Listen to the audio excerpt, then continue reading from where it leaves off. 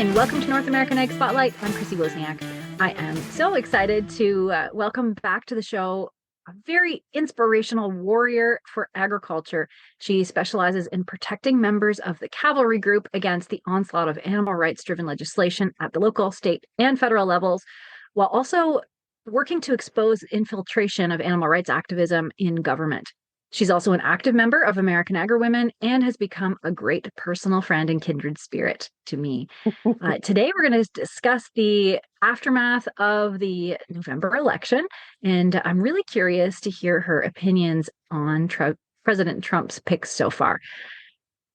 Today, I want to welcome the great Mindy Patterson. Welcome, Mindy, and thank you so much for being here. Thank you for having me, and the feeling's mutual, by the way, so thank you. So let's start. Can you give the audience just a little bit of your background? I know you're a returning guest, so most people probably know of you, but just in case someone doesn't. Sure. Well, I'm president and co-founder of the Cavalry Group, which is a member-based company representing our members and advocating for our members, I should say, at the local, state, and federal level, legally, legislatively, and in the media, against animal rights activism and a lot of the legislative push by actually both animal rights and the environmental extremists. They're sort of melding together these days in their agenda. Very good. And thank you for everything that you do, oh because gosh, thank you. It's so great to have the Mindy antenna to let us know what is happening and what's coming down the line. It's really important for our industry to have someone like you that's always aware and watching about what's going on and when we need to take action, I think. Thank you. Yeah, legislation is ground zero to protect our rights and our livelihoods and our way of life. I mean, it's key. Everybody needs to jump in the boat and grab a paddle because it takes everybody to show up to win. Right, absolutely. So when I asked you to come on the show again, I just want to have a candid conversation about these picks. And what we'll do is we'll do our top three, and you do your one, I'll do my one, two, three, and then we'll go into the ones that we're kind of cautious of as well. Yeah. So yeah, let's get started. What's your top favorite Trump pick so far? My top favorite, without a doubt, is Brooke Rollins for Secretary of Agriculture. I'm actually really excited about her. She wasn't even on the list that was being presented as options. You know, there was a list of 15 potential picks, and she wasn't even in the room at first. And when she was announced, I had heard of her, and because I had been following Trump's group and that she was the CEO of the America First Policy Institute. And I just really like her stance on policy and that she's for limited government. And she's an attorney. And I just think she's got the perfect background to be Secretary of Agriculture from that perspective. I really do. And she's from Texas. She does have an ag background and experience. So I'm excited about her. She's definitely my top pick. Yeah, great pick. I think that I didn't really know much about her until the pick, and then I did some research, and I agree. I think she's going to be great. I love the America First background for sure.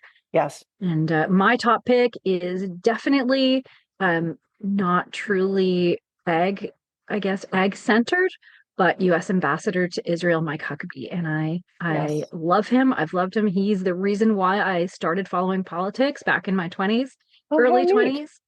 Yep. And I read his book From Hope to Higher Ground. I probably was in, I don't know, 21, 22 probably. And just fell in love with his values. And I think there isn't a better place, a better position for him than the ambassador to Israel. And that's a really important position.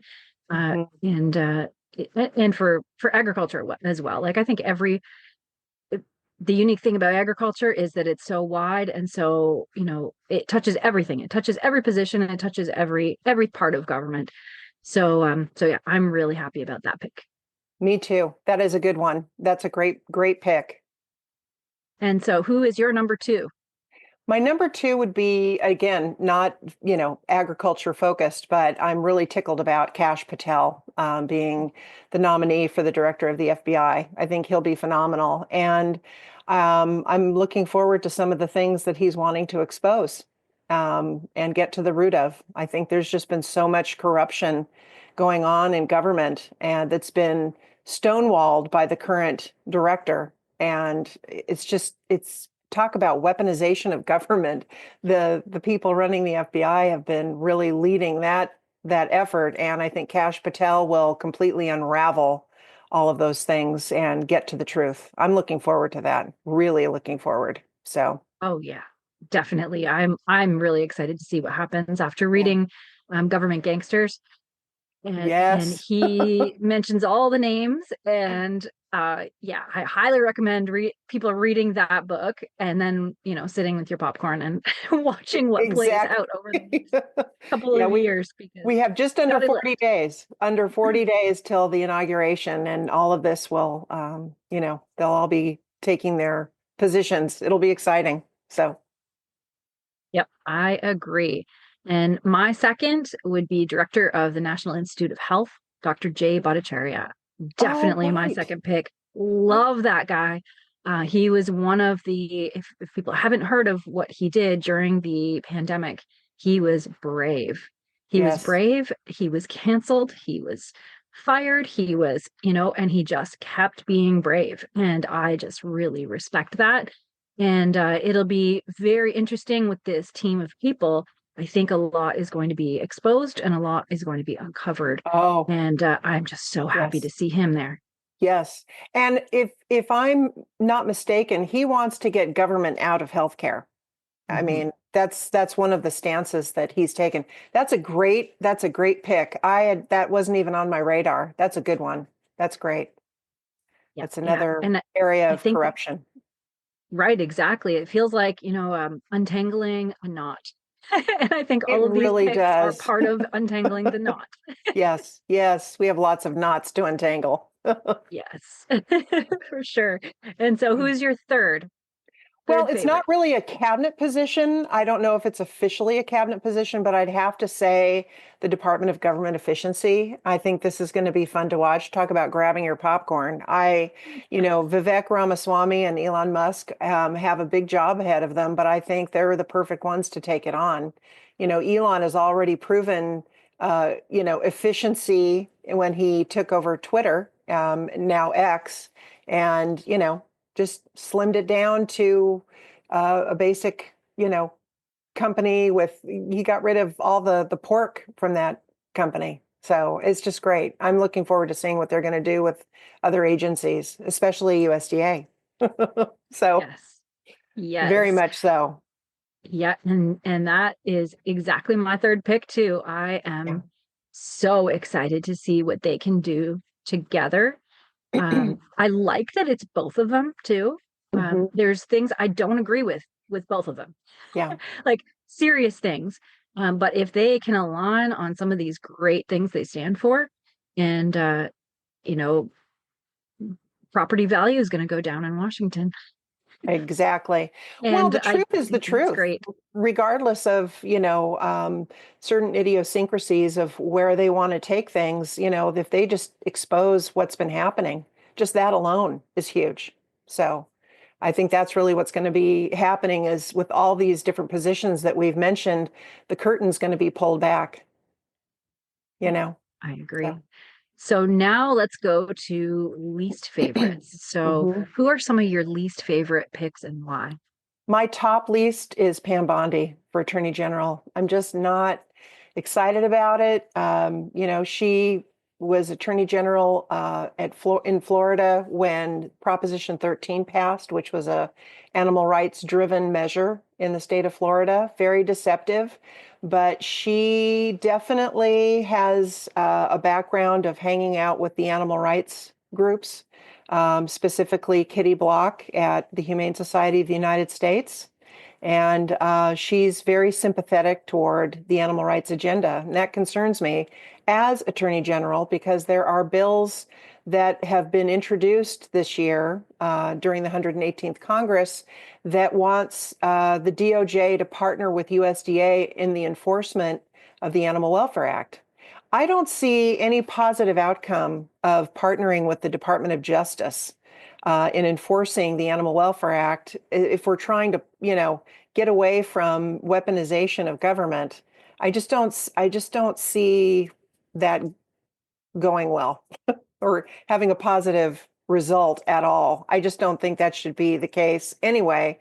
But with Pam Bondi in charge, it concerns me, if they have that ideology behind their way of managing their agency, that could be bad for us. So I'm not happy Yeah, about her. yeah, that's interesting because I don't know a lot about her, and I usually like to rally behind the Florida picks because they're usually pretty good. Of Um, course.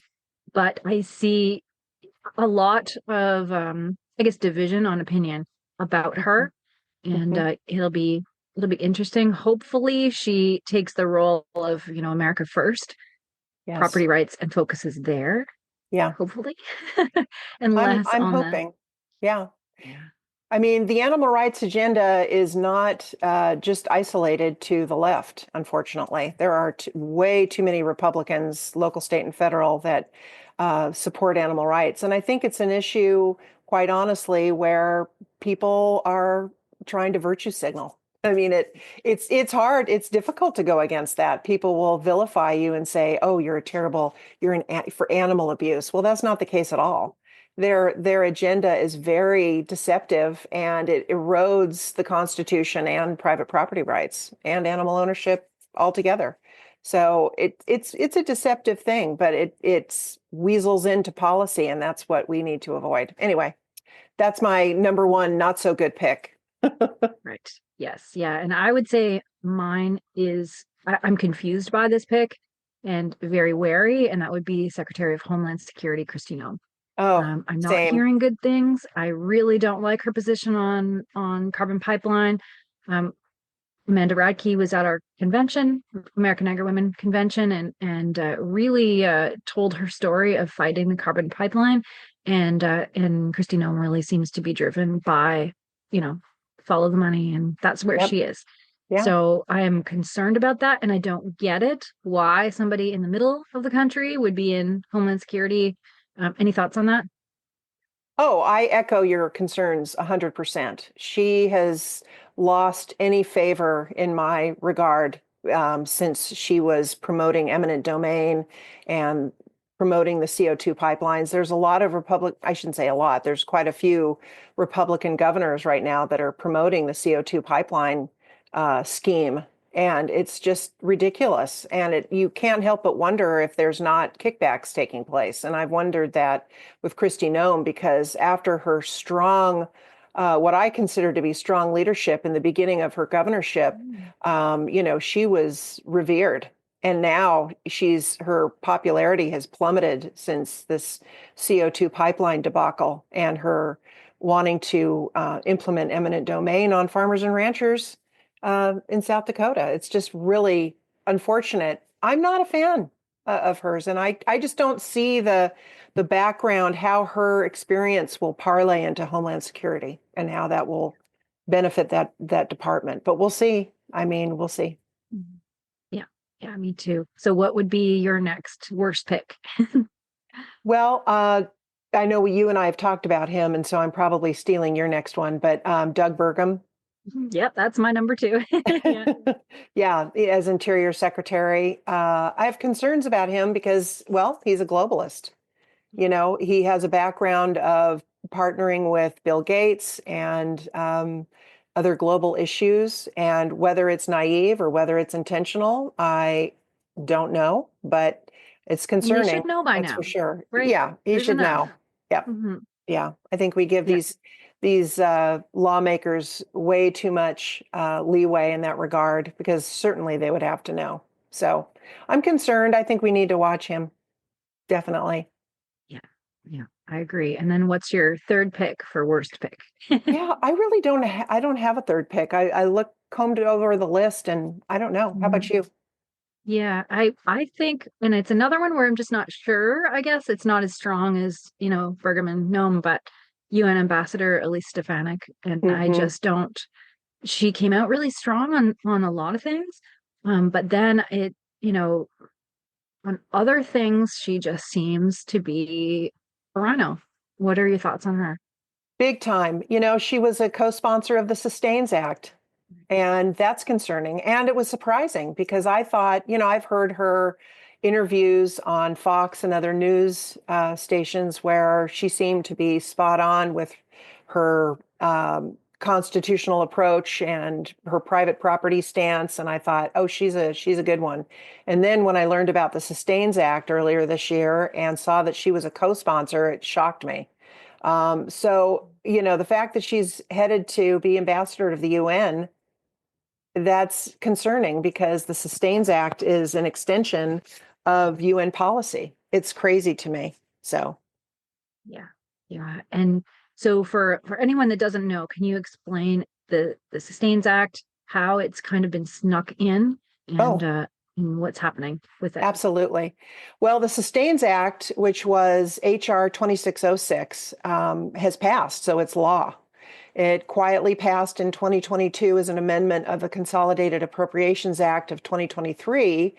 And as a law, it presents very serious concerns for rural America and private property owners because it empowers the USDA's Natural Resources Conservation Service to accept private, non-federal funds through public-private partnerships to address climate change through carbon sequestration, wildlife habitat improvement, and drinking water protection. So while this may sound, you know, okay or a great idea to some, these things, this is going to be hijacked to be, in our opinion at the Cavalry Group, it's the nail in the coffin for rural America, honestly, because as we know, the CO2 pipeline situation is spreading across the United States as this urgent emergency situation, and it's just not the case at all. It's a total boondoggle. And wildlife habitat improvement, well, we've been contending with the Endangered Species Act for decades that has been hijacked to destroy private property under wildlife conservation. And then anything to do with water is going to be also hijacked to halt any kind of land use. So what the Sustains Act means is that and these public-private partnerships, what this means is that wealthy corporations and special interest groups and environmental extremists will have a seat at the table in shaping how landowners can manage their property. And the Sustains Act allows these groups basically a pay-to-play influence for federal regulatory programs. And it'll be sidelining the needs and the rights of rural communities and private landowners. This is really concerning. And so the main concern of this really is the public-private partnership funding to the NRCS. And that's really the meat of what we're concerned about, because again, it's a pay-to-play scheme. It's awful. Yeah. It's really it's something that amends several other federal bills that have passed previously. So again, on the surface, this looks benign and non-threatening, but um, it's not a good bill at all. It's very deceptive. And what was worrisome to me, as you know, back in June when I learned about it, I was on the Hill at the same time you were.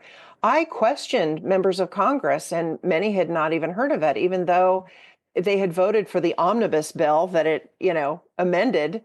They didn't realize what was in there. That's scary. And I have to say, as a quick aside, that's something that I hope to see completely obliterated going forward in Congress. This business of passing agenda-driven legislation, amending other omnibus bills that are funding, wars in Ukraine or budgets or whatever, and no one knows that they're there. That's got to stop. Let's get back to having committee hearings and having rigorous debate about legislation so that both sides can be heard the way it's supposed to be instead of just sneaking these things through.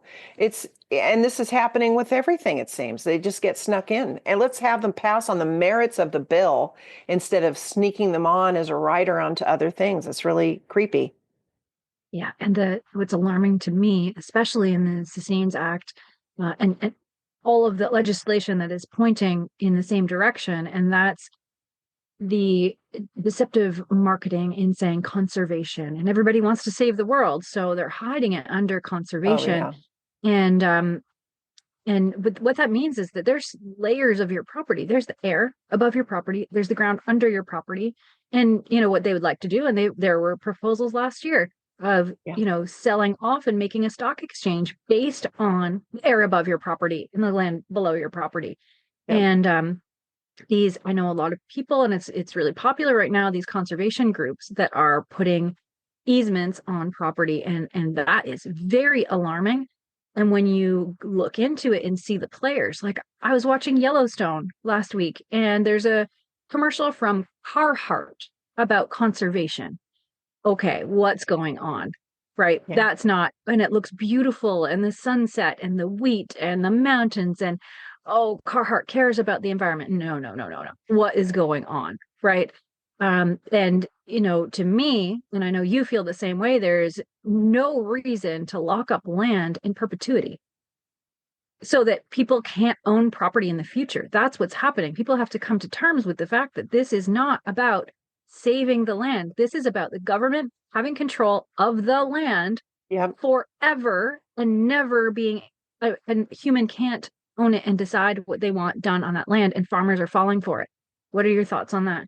Private property is the cornerstone of America. It's the cornerstone of our Constitution. And everything you've just described with these conservation easements under the guise of conservation completely erodes ownership of private property.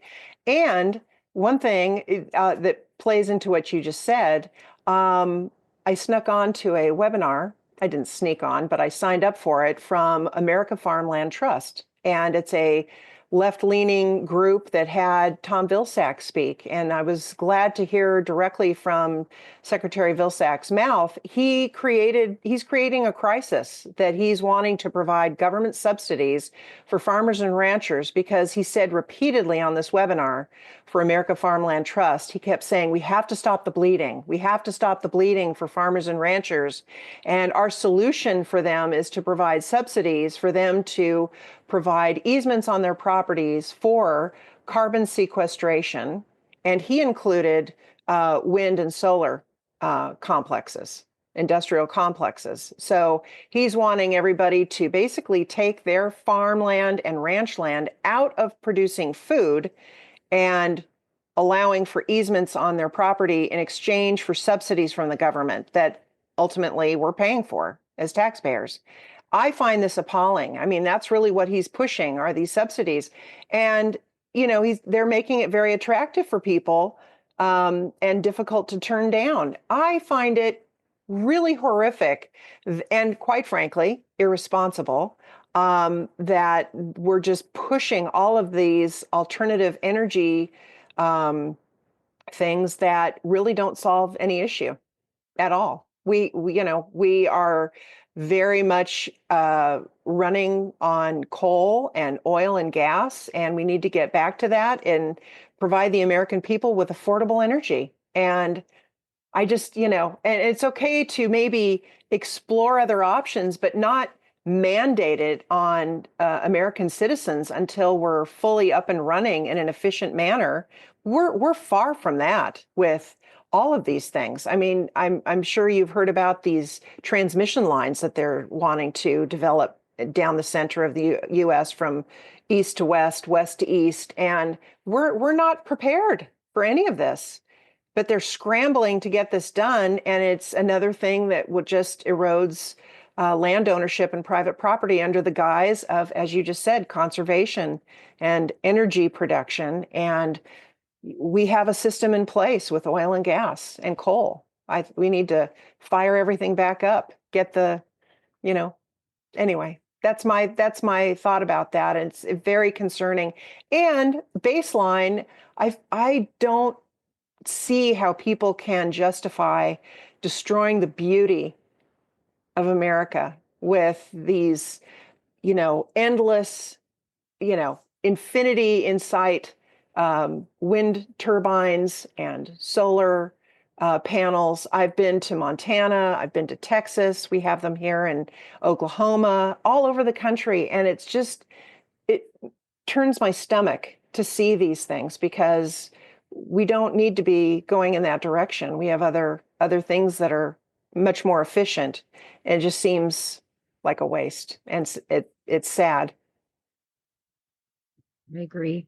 Um, I know a champion in this area is Congresswoman Harriet Hageman, and she's brought something forth to try to put a stop to this, right? Yes.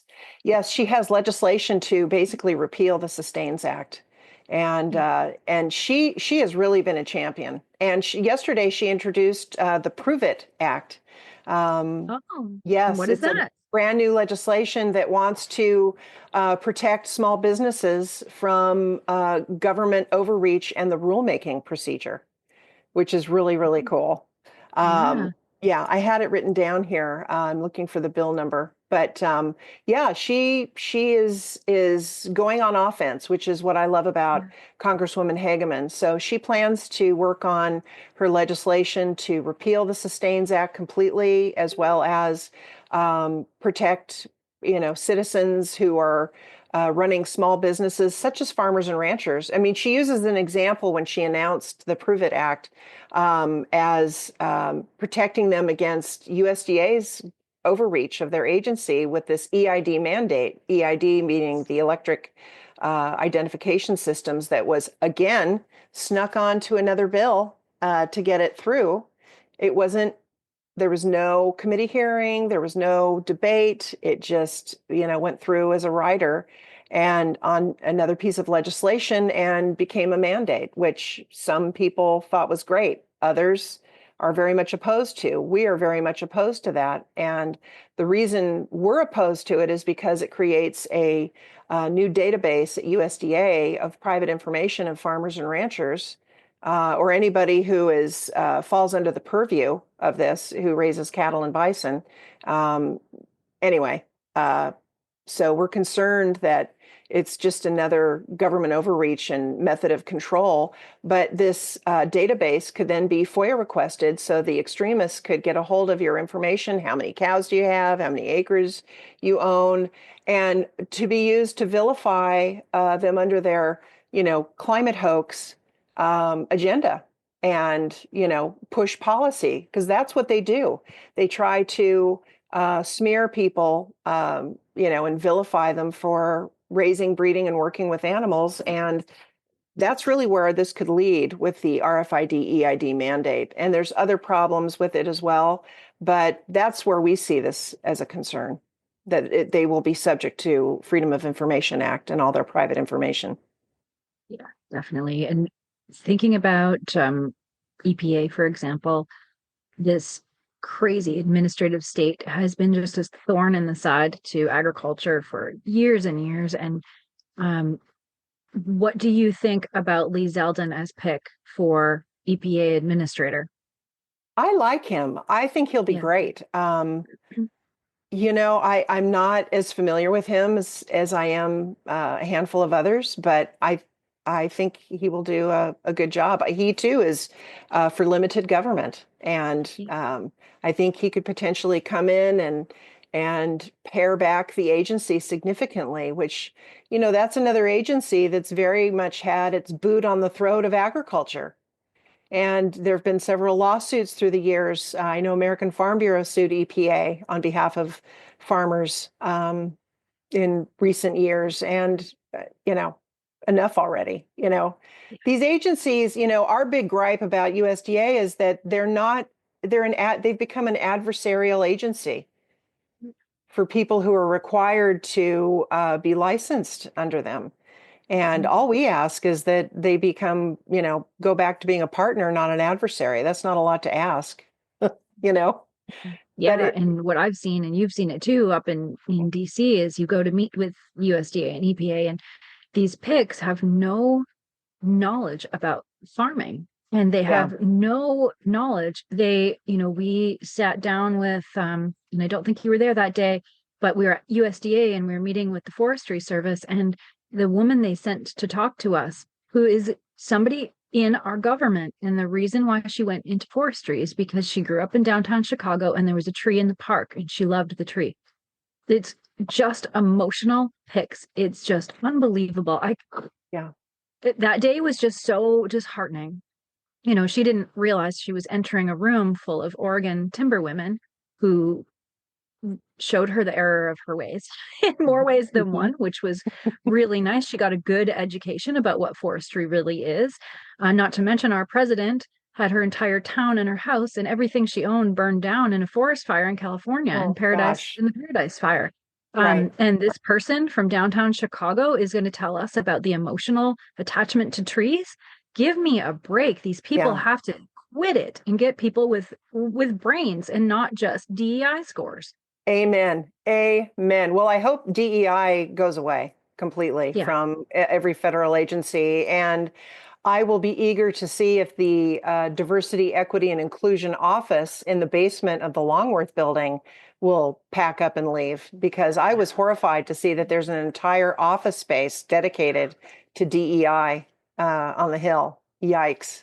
I wonder if taxpayers even were aware that that was the case. But I couldn't agree with you more. It's shameful, honestly. It's just this agenda that's been inserted into through all these agencies, and honestly, that seems to be.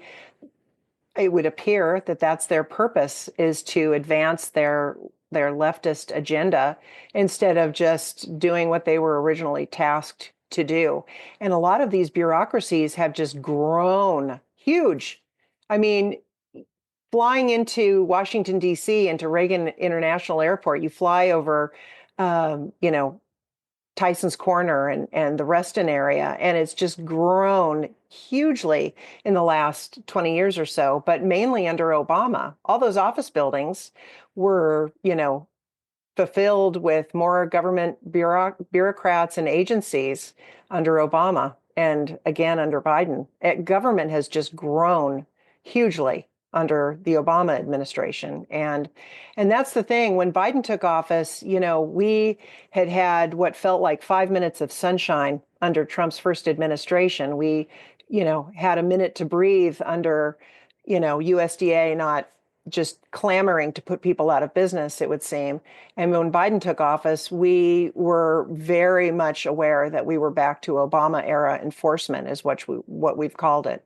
And I just it's been a struggle, and I know it's not just the USDA; it's every agency, and they've all grown just too big. Government's too big. It's not supposed. That was not.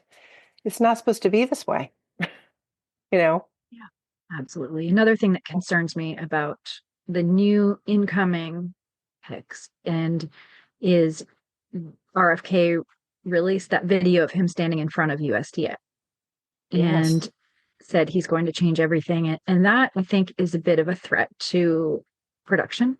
I think Hmm. a lot of I've listened a lot to what he has to say. I've read a bunch of books that that he points to, and I like what he's doing. I like the trajectory, but there's Hmm. a lot of things he doesn't understand about farming. And I hope that my worry is misplaced, but it's still there. What do you think? I echo your sentiment. I think that we have to be very careful that we don't fan the flame of um, a lot of the propaganda that makes its way out there about our food system. The United States has a terrific food system and agriculture uh, system, if you will. And we're doing more with less these days, and which is amazing. I mean, the population of farmers and ranchers right now in the U.S. is what, under 2% or less than 1.5% now. Um, Yeah. and so to have someone come in, and I agree with you, I think his motives are great. And I agree that, there are certain things and habits we may need to change. But when it comes to policy, I hope that he takes a back seat and lets the experts in agriculture have a voice and make some of these decisions and determinations, because a lot of these things have just been, I mean, social media has been the bane of our existence on some of this stuff, because they grapple with things and bury the facts, and a lot of it is just hysteria that gets whipped up about, farmers are trying to kill you. That's Yeah. really what it boils down to. So we have to be careful. It'll be interesting to watch. That's all I can say. Yes, for sure. And I think it's going to be a good opportunity Hmm. for especially organizations in agriculture to, I think with the marketing brain always, but to separate producers from packers and processors. If we Yes. can really show that it's different, it's different. It's not, if you go to the grocery store and you can look at a food and see the food it was, you can see the meat and the vegetable, that came from a farmer, not from processor. And there's a big difference in health um, in No. Yeah. in that, right? And I think it's a good opportunity for us to now brand us and say producers are care just as much about your health as their own, and they live on these farms and they want healthy food. We got to follow the money here. The farmer's not making money here. Yeah, no, that's a really, really core component to all of this, and you articulated that beautifully. Yeah, I agree with you 100%. I just think we need to proceed with caution on that. But I will say, I think that Trump's collaboration with RFK has, he's proven to be big tent, as we used to call it back in the Reagan years. Mhm. I think that's why he was so successful in this election because he does appeal to a very big tent um, of issues. And Yeah, and truly be bipartisan, right? yes, Let's throw away the football jerseys. Let's yeah. just get to work and don't treat this like sports. Treat it like our lives depend on it, which it does. Well, and in the big picture of things, the United States is very heavily regulated in so many different things. And Mhm. agriculture is something that we are on the abyss of government regulating farmers and ranchers right out of business. And they already have. And, we're working with that slim margin. We need to cherish our farmers and ranchers. We need to cherish our land and preserve it and preserve private property. And I think the rest will take care of itself. But we need to make sure that we have lawmakers and leaders in the White House that appreciate and cherish our founding. And I think we're heading in that positive direction finally because everything Amen. else that's come out of this recent administration has been dismantling our Constitution and dismantling private property and just coming at us with full barrels in every angle. It's been exhausting, quite frankly. And, you know, so I'm looking forward to the months and years to come. I think I'm all about solutions. We're all about solutions at the Cavalry Group for sure. And I love going on offense, which is why I appreciate Congresswoman Hageman so much. By the way, her Prove It Act is HR 7198. Thank you. Awesome. And it was literally just introduced yesterday, but it really is just a bipartisan bill to protect small business, including farmers and ranchers from government overreach. So it's That's exciting. good. I love that. Yes. She's a Very. superstar. Yes, she sure is. What about Farm Bill? What's gonna happen? Are we gonna get it done in lame duck? We're running out of time, right? We are running out of time, basically 2 weeks left of lame duck. My personal opinion is I don't think we're going to have a farm bill at the end of the year. They're trying to agree between House version, which passed back in May, and the Senate version. And, Senator Stabenow, chairman of the Senate Agriculture Committee, is retiring this year. So she's wanting the farm bill to be her legacy. So there's a big push from the Senate side to push this through. Senator Grassley wants us all to take a breath and wait, which I think is wise. We're concerned because there are two animal rights driven bills that are amending the Senate version. So we're hoping that if they pull a Hail Mary and push a farm bill through in the 11th hour, which is possible. We've seen it happen. I really don't see it happening, but I guess it's possible. But we're concerned that, it's always the vehicle for the animal rights groups to get their agenda through. And the two bills that they are slated to amend the Senate version is the Puppy Protection Act, which really has little to do with the welfare of dogs and more just tightening the noose on breeders to put them out of business. And then Better Care for Animal Act, which is basically a collaboration between USDA and the DOJ. That's what that would do to enforce the Animal Welfare Act. And that would be just incredibly detrimental to a lot of anyone who's regulated by USDA under the Animal Welfare Act. So we're concerned about that, very much so. I wish I could say, yes, we're going to have a farm bill and it's going to be great. But I think if it goes into the next Congress, I hope to see some reform on farm bill because it's no longer really a farm bill. It's become the kitchen sink bill. So Yeah, you mentioned before that it would be wise to separate SNAP out, and I couldn't agree with you more. yeah, Yeah. yeah, I think that Although I needs a guess that, separate thing. yeah, Mhm. yeah, well, I guess to weigh it the other way, SNAP brings more attention to Farm Bill. So it's tough, right? Yeah, at least it gets more attention with SNAP in it. But SNAP to me is, you're buying the votes of poor people. That's Yes, you right. are. And it's not about health.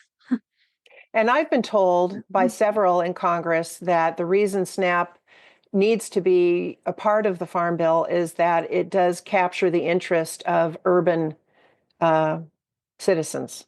Right. So, which Yeah. is, as you said, the poor that need the SNAP programs. So I Yeah. understand that to a point, but there's no harm in separating it out from the provisions that are provided to farmers and ranchers. So I don't Yeah. know. I hope to Yeah. see some reform on that. It'll be interesting to see what happens in the 119th Congress. Right. Yes. So Yeah. I heard an alarming stat last yeah. week that I can't remember the number, but a high percentage of SNAP dollars is spent on Coca-Cola products. Like, Oh, how that doesn't terrible is surprise that? me. So Yeah. RFK can go right after that.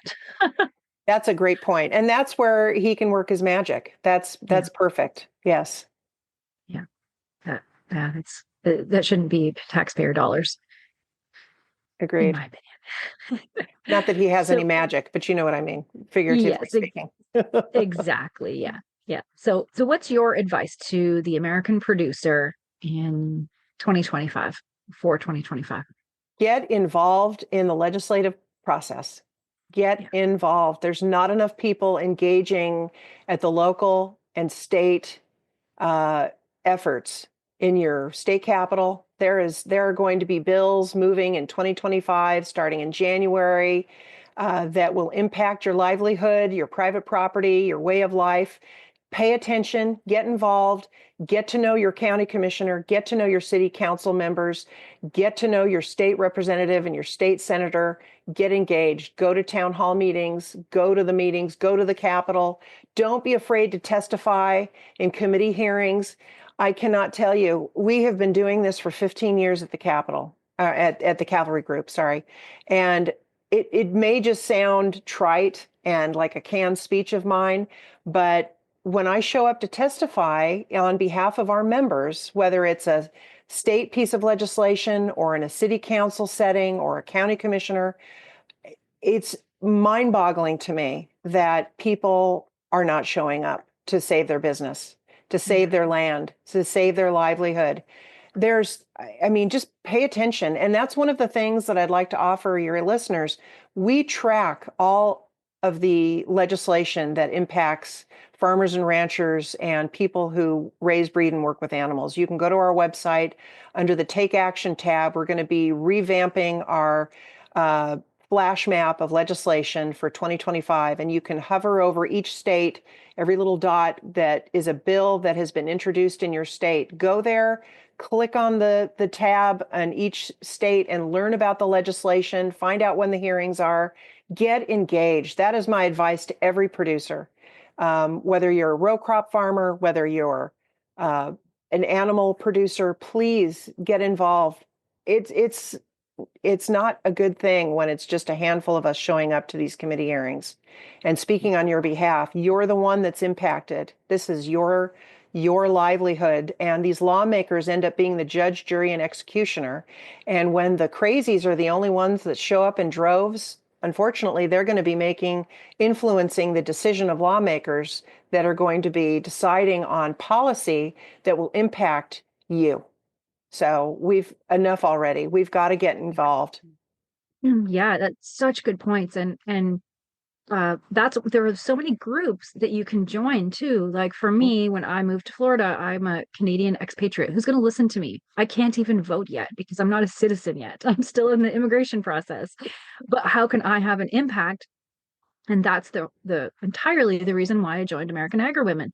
Mhm. Together, we have a bigger voice, and there are lots of great organizations across the country that you can join, and you don't have to read every bill. If everybody takes a piece and we come together and discuss it, Yes. that's what American Agri Women does so well is, you have experts in certain fields and then we can tailor our positions and Yes. then get laser focused about it. And I think everybody's got to start thinking that way.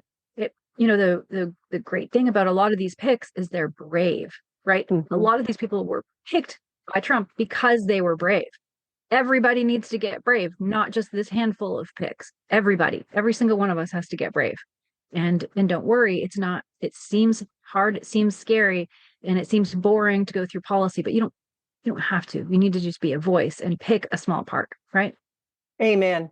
Yeah, well said. And it's inherent as citizens. It's our civil duty actually to get involved in the process and pay attention to what these policies are that are moving. And the activists, both environmental and animal rights, have taken advantage of the fact that farmers and ranchers are busy. They're busy every day from sunup to sundown. And these animal rights groups and environmental extremists, that's their full-time job to be activists. So that's what we're up against. But we can't let that stop us. And, I just think it's really important to engage in the process in some capacity. And we try to assist in that, honestly, because we know people have busy lives. And so we try to make it as easy as possible to be an advocate for their business and for agriculture. And I have to say, American Agri-Women, to add to what you just said, American Agri-Women has been doing this for over 50 years. So, I mean, that you cannot beat that. And they're all about policy. So I can't think of a better organization, honestly, to lead the charge on a lot of these policy issues relating to agriculture. We advocate for our members at the Cavalry Group that raise, breed, and work with animals. And that's why we collaborate with American Agri-Women, because it's just a perfect fit. But having worked with American Agri-Women for 15 years now, I mean, they're hard at work on all the policy issues. It's exciting to see, and that's where things matter. That's all I can say.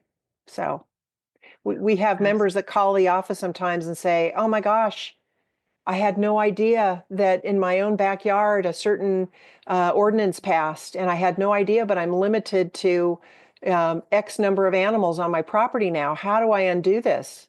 It's like, well, it's hard to undo. So, I wish you had paid attention to see what was going on in your city council before the ordinance even happened. So, And it really does start at the local level. And why don't you explain what the Cavalry Group does, and for people that might want to become members. sure. We basically represent our members at the local, state, and federal level legislatively. So we have, especially during legislative sessions, we inform our members about all the bills that are introduced as they come in. We assist our members in each state, show up to testify. We help write testimony. We, hold webinars and train them on how to testify, what to expect in a committee hearing, and all that stuff. But our members are informed about, legislation. The cornerstone of what we provide our members, and the reason we were founded, was to protect against unlawful search and seizure. And that's the cornerstone of why we exist. But instead of waiting for the emergency number to ring, we honestly have found that I would say 80% of what we work on is the legislative stuff, local, state, and federal, and it's constant. It is constant, and it is just this. We're always working with deceptive legislation. Right now, we're dealing with horse-drawn carriage bans in Texas, of all places. The carriage industry is under attack. Rodeo is under attack. All of these things are being, and it's animal rights groups that are pushing these things. It's not just some random, lawmaker that's decided he doesn't like horse-drawn carriages. It's these animal rights extremists that come in and coerce city council and county commissioners to put forth ordinances to outright ban a lawful business.